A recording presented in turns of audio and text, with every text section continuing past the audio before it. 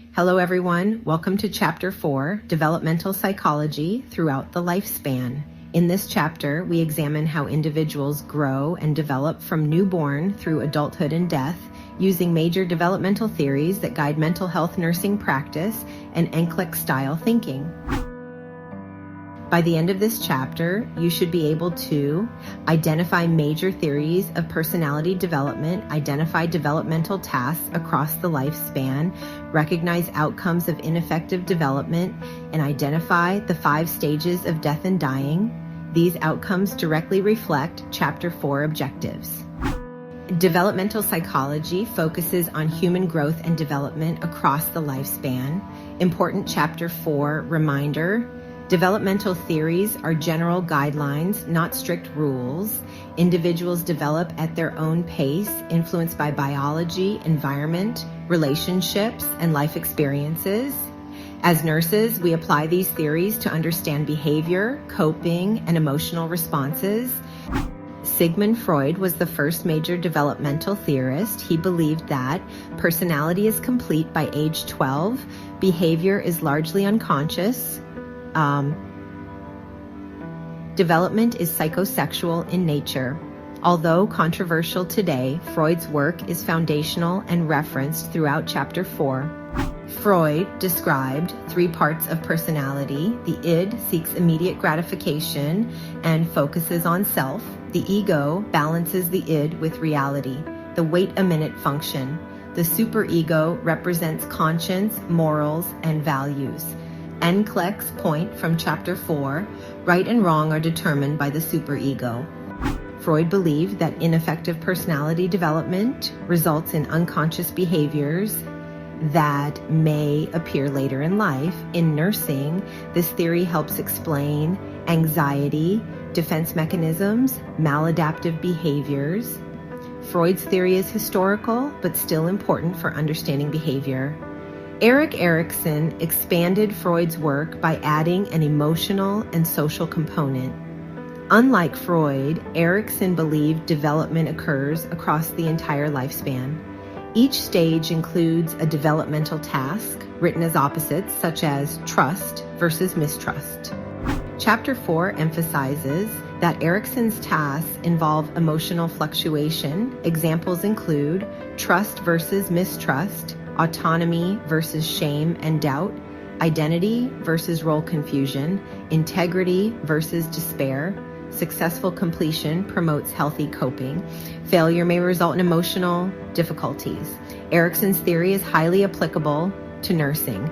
Nurses assess whether patients are struggling with unresolved developmental tasks and provide care that supports trust, independence, identity, dignity. Jean Piaget focused on cognitive development. He believed development relates more to experiential age than chronological age. Intelligence involves coping with the environment. Each stage must be completed before moving to the next NCLEX focus. Piaget helps nurses determine how patients think and learn. Lawrence Kohlberg expanded Piaget's work by adding moral development. He believed even young children can judge right from wrong. Moral reasoning develops over time. His theory is included in Chapter 4, but noted as controversial due to cultural and gender bias. Karen Horney followed Freud's teachings, but believed abnormal behavior was related to ineffective mother-child bonding. Chapter 4 emphasizes her contribution in understanding how early relationships affect mental health. Ivan Pavlov and B.F. Skinner were behavioral theorists. They focused on conditioning and behavior modification. Skinner's operant conditioning includes response, stimulus, reinforcer. Chapter 4, note, positive reinforcement is generally more effective and preserves dignity. Abraham Maslow developed the hierarchy of needs, which is strongly emphasized in Chapter 4. The hierarchy includes physiological needs, safety, love and belonging, esteem, self-actualization. NCLEX and Chapter 4, emphasis, nurses must address lower level needs before higher level needs. Carl Rogers was a person-centered theorist. He believed in unconditional positive regard, empathy, genuineness, therapeutic communication. Carl Jung emphasized the unconscious mind and believed that personal growth involves integrating all aspects of the self. Chapter 4 notes his belief that men and women share traits of each other biologically and psychologically.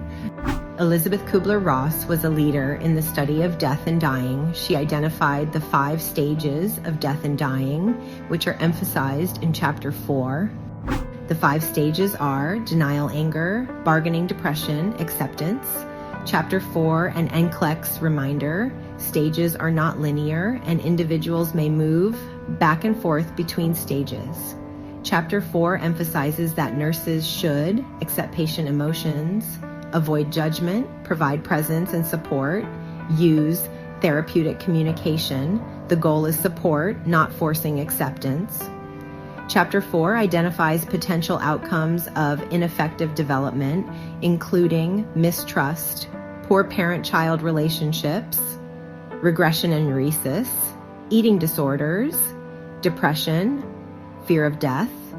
Recognizing these outcomes allows nurses to intervene appropriately. Chapter 4 emphasizes that developmental theories help nurses understand behavior across the lifespan. These theories guide AISH, assessment, communication, intervention, priority setting. This content is foundational for mental health nursing and NCLEX success. Thank you for listening.